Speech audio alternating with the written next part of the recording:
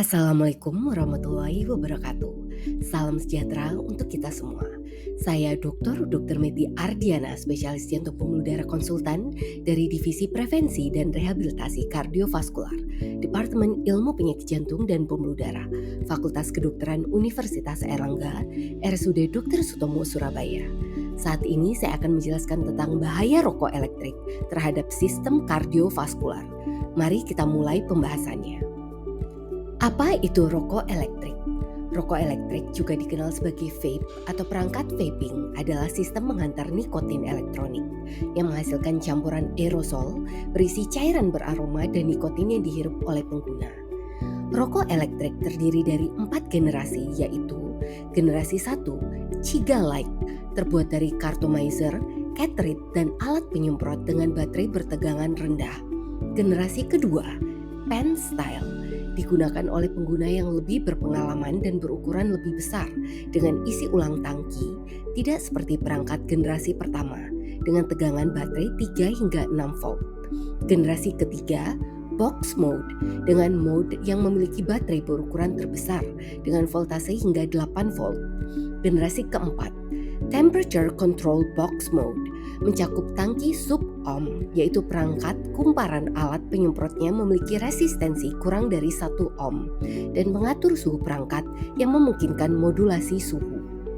Komponen rokok elektrik terdiri dari 4 komponen, yaitu yang pertama mouthpiece, yang kedua cartridge yang mengandung e-liquid yang terdiri dari beberapa bahan kimiawi, ketiga heating element atau atomizer, yang keempat rechargeable battery yaitu materi device yang terdiri dari kabel, atomizer, fiberglass wicks, dan pour solder joints. Ini adalah gambar skematik rokok elektrik. Setiap perangkat rokok elektrik dilengkapi dengan baterai, alat penyemprot, dan unit penyimpanan cairan. Di bagian atomisasi, rokok elektrik akan menyerap e-liquid dan akan terhubung ke baterai. Kemudian memanaskan dan menguapkan cairan, menghasilkan aerosol akhir yang mengandung agen beracun dan berbahaya. Beberapa partikel dari aerosol akan mengendap di dinding ruang rokok elektrik. Pada gambar komponen rokok elektrik berikut menunjukkan e-liquid yang terdiri dari propylene glycol, gliserol, nikotin, flavoring agent atau penambah rasa, zat lain seperti tetrahydrocannabinol, vitamin E additives yang akan melalui proses pemanasan oleh bagian atomizer dan menjadi aerosol yang berbahaya dan menyebabkan efek pada berbagai sistem organ termasuk sistem kardiovaskular. Terdapat berbagai efek fisiologis rokok elektrik pada sistem kardiovaskular, yaitu pada jantung dan pembuluh darah yang terlihat pada gambar berikut.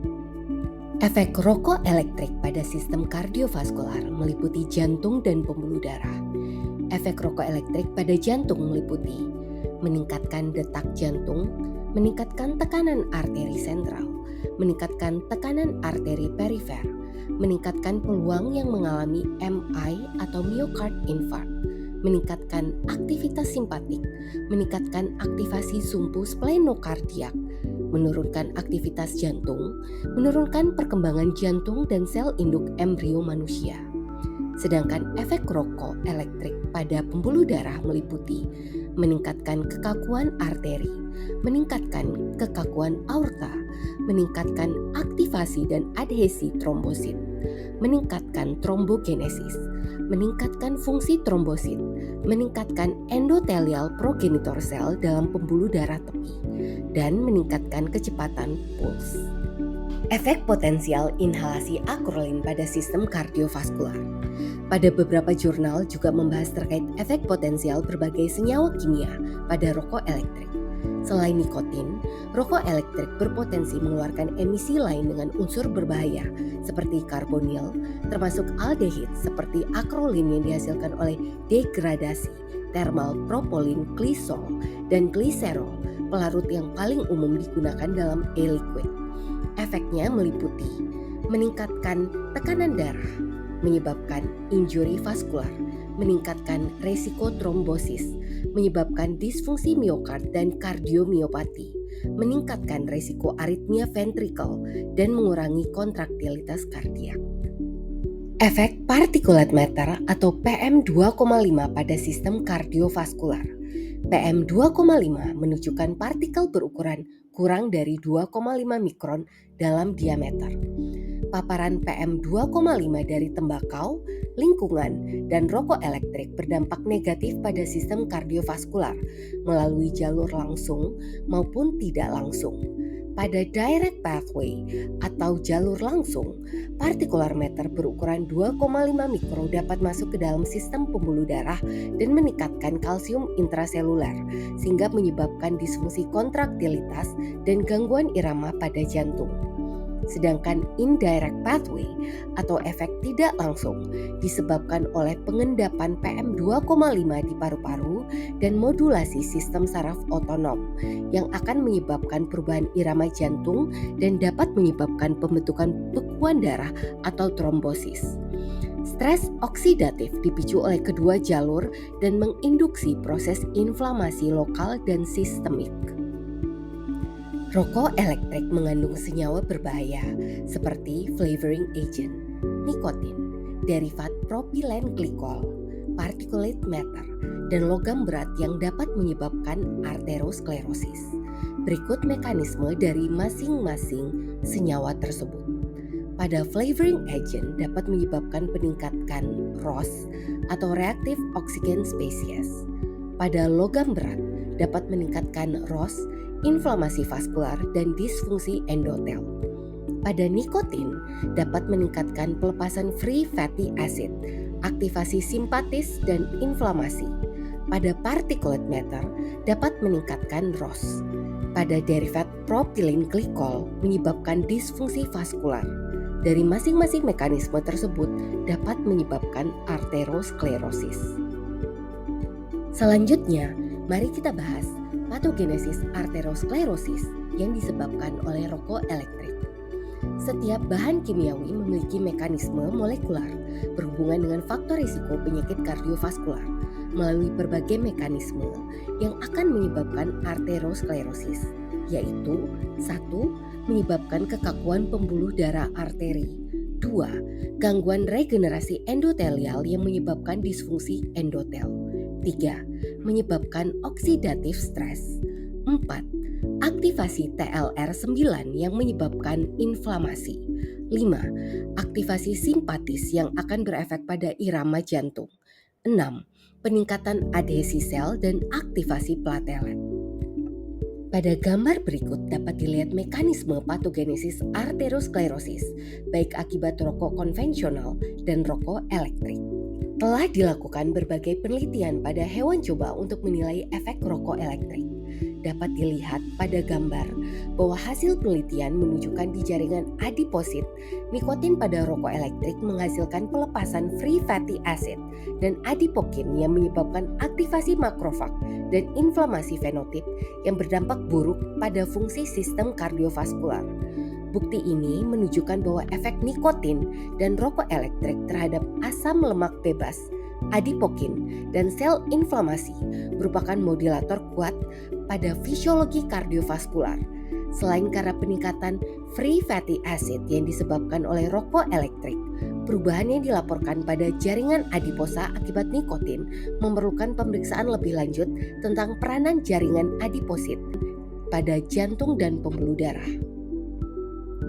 Terdapat beberapa jurnal dan penelitian lain yang telah membahas bahwa rokok elektrik bukan merupakan pilihan alternatif rokok konvensional yang aman. Rokok elektrik, safer option but not that safe. Studi-studi tersebut meliputi studi pada manusia, studi in vivo dan studi in vitro.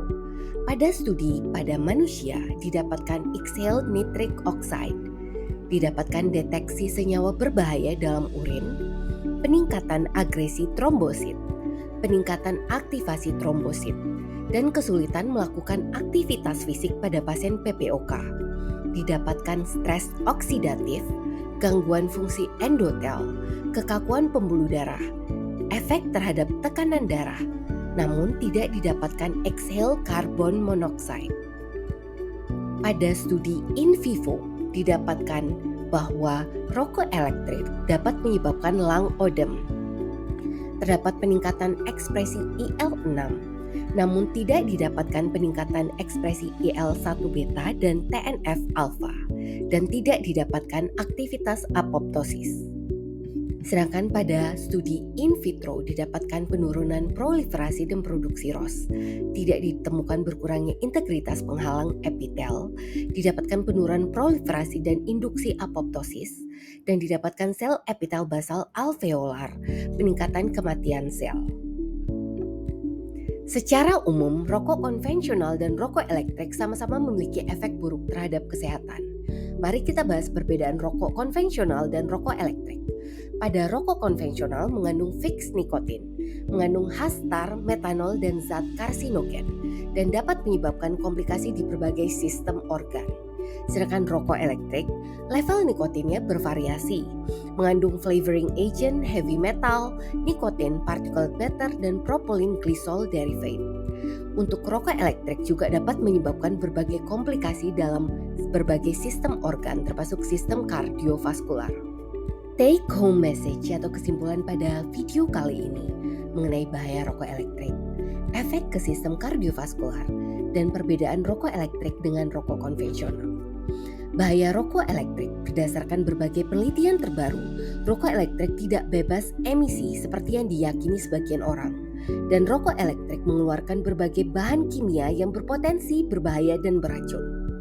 Untuk kesimpulan kedua, efek ke sistem kardiovaskular.